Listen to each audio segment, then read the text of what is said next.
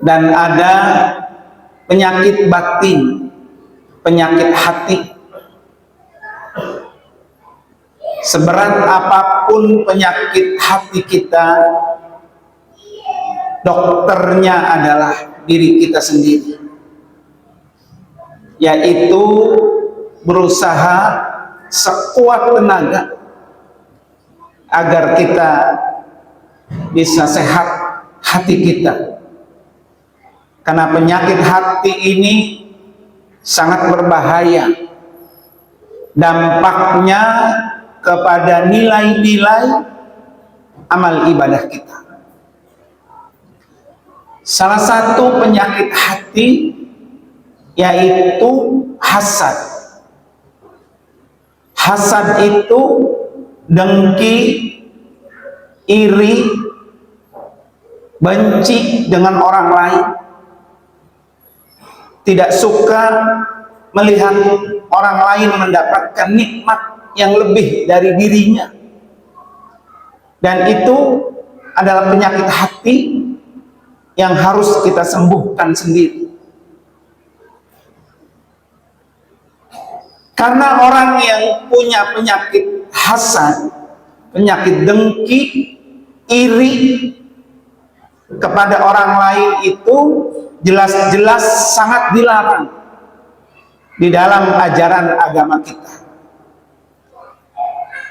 Di dalam riwayat Imam Muslim, Rasulullah Sallallahu Alaihi Wasallam sudah menyampaikan larangan memiliki penyakit hasad ini. Di mana kata Nabi, la tahasadu wala tanajasu wala tabaghadu wala tadabaru. Janganlah kalian hasad, dengki, janganlah kalian saling menyakiti, terutama di dalam jual beli. Janganlah kalian tabaghadu, saling membenci, saling marah, dan janganlah kalian saling membelakangi. Diam di antara satu dan yang lain. Kemudian riwayat lain yang diriwayatkan oleh Imam Abu Daud, di mana Rasulullah Sallallahu Alaihi Wasallam agar kita betul-betul menghindari, jangan sampai hati kita ini terkena penyakit hasad. Di mana Rasulullah Sallallahu Alaihi Wasallam bersabda, "Iyyakum wal hasada." Jauhkanlah dirimu dari penyakit hasad. Fa innal hasada ya'kulul hasanat kama ta'kulun naru al-hataba. Karena sesungguhnya hasad itu akan memakan kebaikan-kebaikan sebagaimana api memakan kayu bakar. Ini artinya ketika ada di diri seseorang penyakit hasad, dengki, iri ini, maka kebaikan-kebaikan yang ia punya, maka kebaikan itu akan habis, akan hilang, akan sirna seperti api membakar kayu-kayu bakar. Ini yang sangat dikhawatirkan oleh Rasulullah Sallallahu Alaihi Wasallam. Jangan sampai hati kita memiliki penyakit hasad, dengki, iri. Karena akibatnya itu sangat fatal. Terutama dia akan bisa menghilangkan nilai amal-amal soleh kita. Semua kita pasti punya amal-amal soleh, punya nilai pahala. Kita punya pahala sholat, kita punya pahala puasa, kita punya pahala sholat berjamaah, kita punya pahala sedekah, kita punya pahala jariah, infak, dan lain sebagainya. kita juga punya pahala pernah menolong orang. Tapi karena ada penyakit hasad di hati kita, menyebabkan nilai-nilai pahala itu yang begitu capek dan lelah kita lakukan, dia akan habis sirna karena ada penyakit hasad di dalam diri kita. Ma'asyiral muslimin rahimakumullah. Akibat lain dari sebab penyakit hasad, di mana Rasulullah sallallahu alaihi wasallam beliau bersabda dan diriwayatkan oleh Imam Bukhari, di mana kata Nabi, man kanat indahu mazlimatun li akhihi, kalau ada orang yang berbuat zalim, pernah menyakiti saudaranya, pernah menyakiti orang lain, maka kata Nabi, falyatahallal minha, maka hendaklah dia minta disegerakan untuk dihalalkan, diselesaikan, supaya tidak ada kezoliman, tidak ada penyakit di antaranya. Fa innahu laisa dinarun wala dirhamun, sebelum dinar dan dirham tidak berlaku lagi. Artinya sebelum kiamat datang, ketika kita pernah menyakiti orang lain, menzolimi orang lain, menipu orang lain, maka kata Nabi, falyatahalla, segera diselesaikan sebelum kiamat itu datang. Tetapi jika kematian itu datang, kemudian kita belum selesaikan, min qabli ayyukhadha li akhihi min hasanat, maka orang itu sebelum kebaikannya diambil untuk saudara-saudaranya yang dizalimi, maka kebaikan-kebaikan yang kita punya itu akan pindah kepada orang yang dizoliminya. Kemudian ketika kita punya dosa, orang yang disakitinya punya dosa, kemudian dosa orang itu pun akan pindah ke orang yang menyakitinya. Ini adalah satu peristiwa yang sangat menyakitkan. Jika kita pernah menyakiti orang, maka orang yang kita sakiti, dosa-dosanya pindah ke kita. Nah, ini yang sangat kita khawatirkan. Ma'asyiral muslimin rahimakumullah. Beberapa hari lalu kita sama-sama diperlihatkan di media sosial bahwa ada seorang ulama besar yang bernama Habib Umar. Beliau ketika ditanya, kenapa Habib ketika Anda dicaci, disakiti, dibully oleh orang lain, kemudian Anda tidak marah? Apa jawabnya Habib? Cacian, bulian, makian dari orang lain itu adalah ladang pahala buat kita. Justru kita berterima kasih. Ternyata ada orang yang menyakiti kita, ada orang yang membuli kita, ada orang yang menghina kita. Karena itu adalah ladang pahala. Beliau meneruskan jawabannya, kata Habib, ada satu orang yang datang ke Imam Hasan Al-Basri. Kemudian orang itu mencaci, memaki Imam Hasan Al-Basri tadi. Orang itu juga mengeluarkan kata-kata buruk kepadanya. Apa yang dilakukan oleh Imam Hasan Al-Basri? Ketika beliau tahu bahwa orang ini telah mencacinya, menggosipkannya, memakinya, membulinya, mengeluarkan kata-kata buruknya, Kemudian Imam Hasan Al-Basri membawakan yang ia punya. Ia punya buah-buahan. Kemudian buah-buahan itu ia kirimkan kepada orang yang telah mencacinya, memakinya.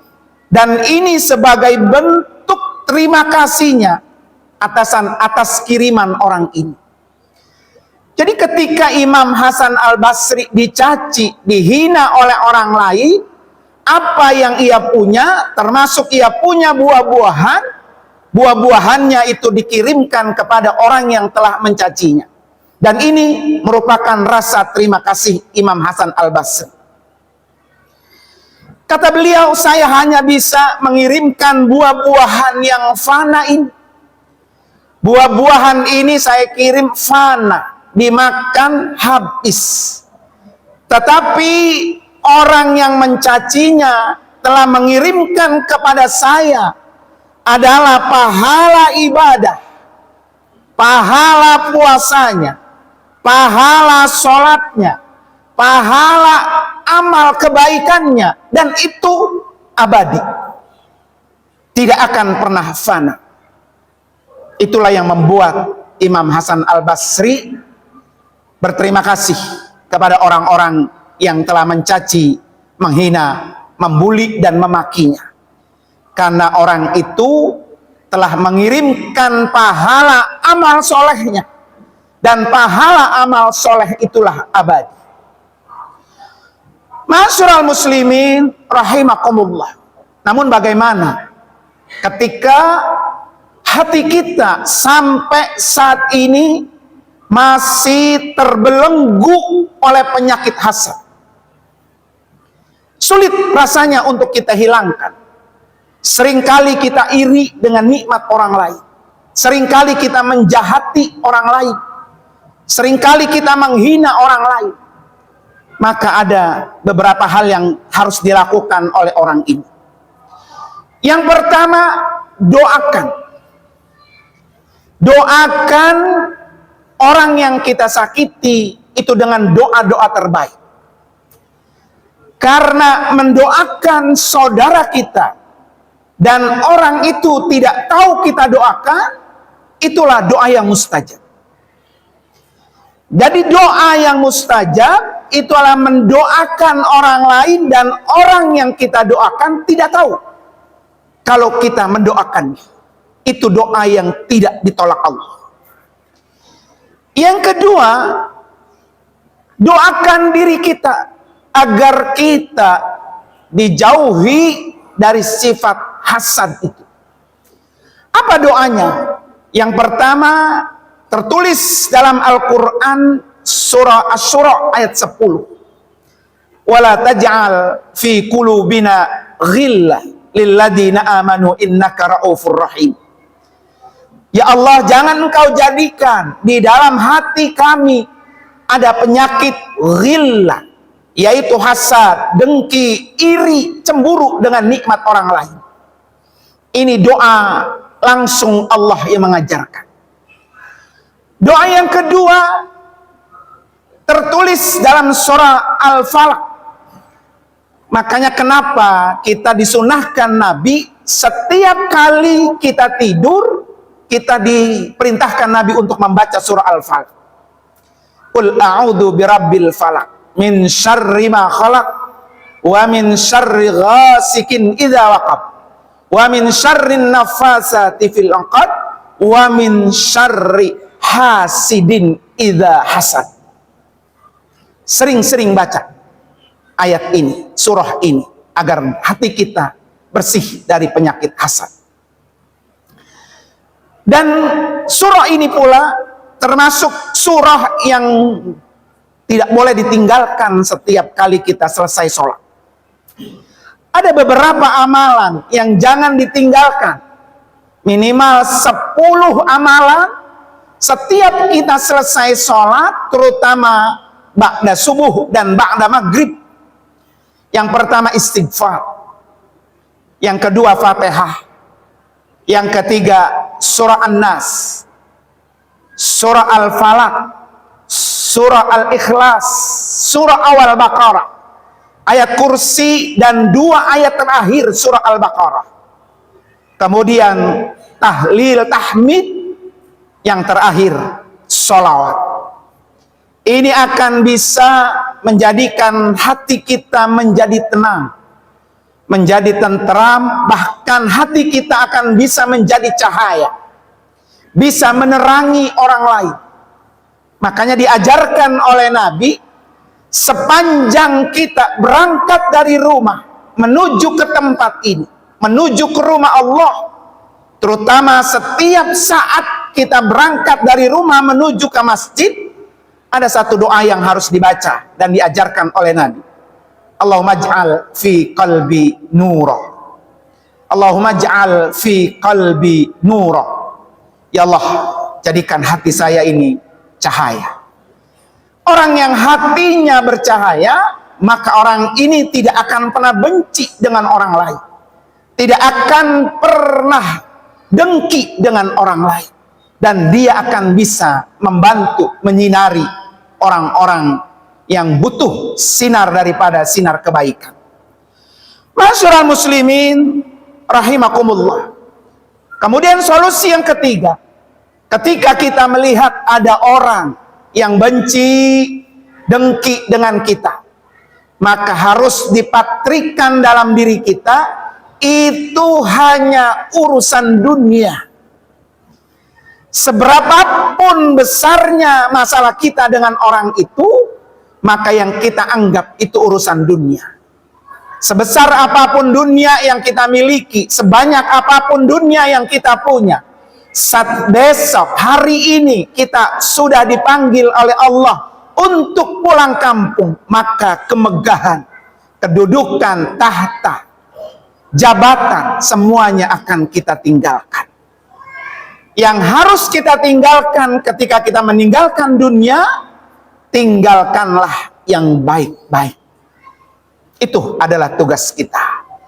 Ketika kita mampu meninggalkan yang baik-baik di dunia ini, saat kita pulang kampung, maka nama kita akan dikenang oleh orang-orang yang hidup kenangan yang baik-baik. Dan itu akan mengantarkan kita mudah, gampang masuk dalam surganya Allah Subhanahu wa ta'ala. Masyarakat muslimin rahimakumullah.